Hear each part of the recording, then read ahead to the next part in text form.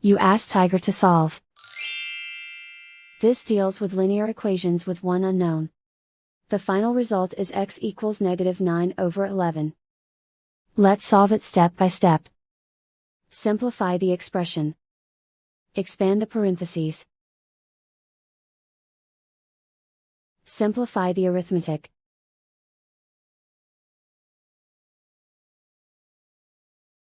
Expand the parentheses.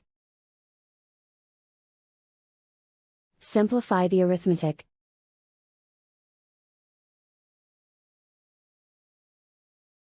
Group all x terms on the left side of the equation. Add 6x to both sides. Group like terms. Simplify the arithmetic. Group like terms. Simplify the arithmetic. Group all constants on the right side of the equation.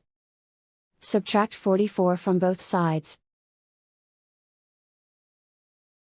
Simplify the arithmetic.